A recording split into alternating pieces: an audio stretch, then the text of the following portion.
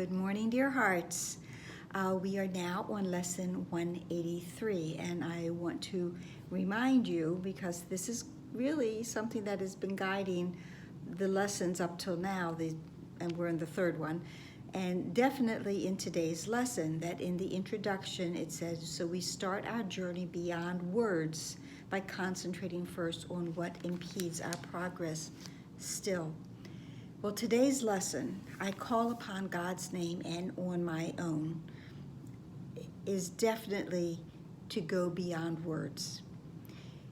The practicing for today is merely to say the lesson, I call upon God's name and on my own, and then to use no other words, to only repeat the name of God as frequently and as slowly as you can, over and over. The idea for today is to go into a deep state of calm and stillness, moving towards this space of wordlessness. Why is that important? Well, what we have done with words is that we have carved things out of the all that is. That everything that I have named, I've given a name to this brother and to that brother. And in doing so, I have perhaps inadvertently separated him from God's name because I don't recognize him as my brother whose name is the same as mine.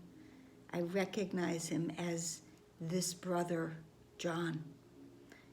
So to go into that state where we release the use of all words and only repeat God's name, because God's name is in everything.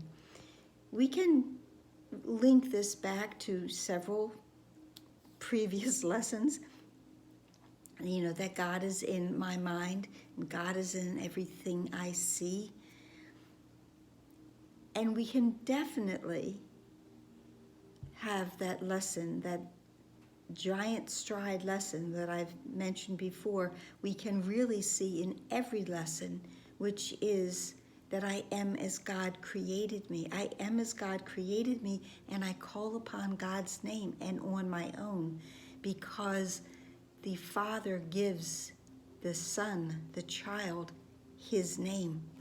And so God's name and our name are the same. This is a very profound lesson. It's a lesson much different from the thinking of the world, which we've said many times. But this one lesson says, repeat God's name, and all the world responds by laying down illusions. So not only is everything God, but that one name, God's name, heals everything that has appeared in this world as being something separate and something not like God. And in doing so, it says that the sick arise, healed of their sickly thoughts. The blind can see, the deaf can hear. The sorrowful cast off all their mourning, and tears of pain are dried, as happy laughter comes to bless the world. Because this is how the world will respond when every dream has suddenly gone by, simply by repeating God's name and realizing that that is your name as well. Again, this is a different way to think, but it's also accepting our part in salvation, which is to be indeed and recognize ourselves as God's child, and in doing so also recognize everyone else as that. My brother is the same as I am. This lesson goes and tells us that words are insignificant and all requests unneeded when God's Son calls on his Father's name. The name of God is a complete prayer. When I say God, repeat it over and over again and go deeper and deeper into that state of connecting to that awareness that God's name and my own are one. I go very deep into that, then everything else in the world will disappear, because everything else in this world is not of God. And all that will remain is that which is of God. So this is a day of deep silence and stillness. Repeat God's name as often as you can. See how deeply we can go.